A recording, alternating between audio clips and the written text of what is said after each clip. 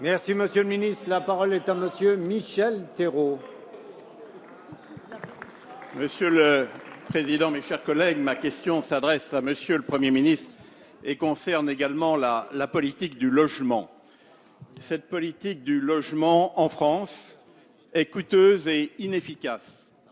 Ce n'est malheureusement pas une parole en l'air, mais le constat du rapport accablant de l'ISG, de l'IGAS et du Conseil général de l'environnement et du développement durable présenté en fin de semaine dernière. Les chiffres sont vertigineux. 46 milliards d'euros dépensés l'an dernier, 48 milliards d'ici 2 ans, consacrés à 49% au soutien de la demande et seulement 17% au soutien de l'offre de logement. Ce ratio est le symbole de l'incohérence de votre politique. Beaucoup d'argent dépensé et des résultats très discutables. Alors que le candidat François s'était engagé à bâtir 500 000 logements par an, le président Hollande présente un bilan 266 000 logements véritablement neufs conclus l'an dernier. C'est un recul de plus de 10% par rapport à 2013. Or, la construction de logements neufs est une nécessité pour réduire la pénurie de logements et le mal-logement régulièrement dénoncé par la Fondation Abbé Pierre. Comme pour le chômage, les annonces et les promesses ne sont plus supportables pour les Français. Il y a donc urgence. Le rapport public formule des propositions pour un total de 4 milliards d'euros et préconise notamment de réformer en profondeur les aides personnalisées au logement et les politiques de soutien à l'accession à la propriété. Trop souvent, la politique du logement depuis 2 ans et demi s'est avérée contradictoire dans ses objectifs, dans les mesures votées. Les professionnels et les Français ont besoin de clarté et d'efficacité. Monsieur le Premier ministre, quelles mesures comptez-vous prendre pour rationaliser la politique du logement? Merci. La parole est à Madame Sylvia Pinel, ministre du Logement, de l'Égalité des Territoires et de la Ruralité. Merci, Monsieur le Président, Mesdames et Messieurs les députés, Monsieur le député Michel Thérault.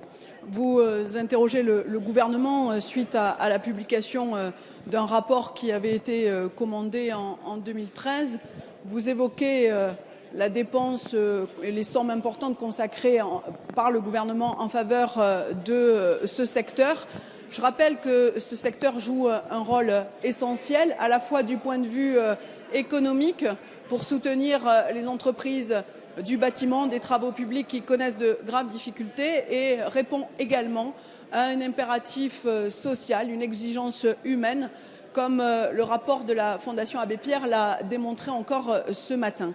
Et face à ce constat, ce déficit de construction et de production de logements, l'objectif et la priorité du gouvernement est bien la relance de la construction et la production de tout type de logement correspondant aux besoins de nos concitoyens. C'est la raison pour laquelle nous avons présenté au mois de juin et au mois d'août un plan de relance de la construction et du logement en agissant sur tous les leviers dont nous disposons, à la fois le logement social, le logement intermédiaire. La réforme de l'accession à la propriété qui est évoquée dans ce rapport a été mise en œuvre, tout comme la mutualisation des fonds des bailleurs sociaux pour produire des logements très sociaux, mais aussi pour rénover le parc existant. Nous agissons donc avec détermination sur ce secteur, mais pour réussir à relever ce défi qui devrait nous rassembler très largement dans tout cet hémicycle, nous avons besoin à la fois des collectivités, des bailleurs, mais aussi des acteurs associatifs, des investisseurs. Il ne s'agit pas d'opposer les Français les uns aux autres, mais bien de se mobiliser pour relever ce défi. Et c'est ce qu'attendent de nous les Français.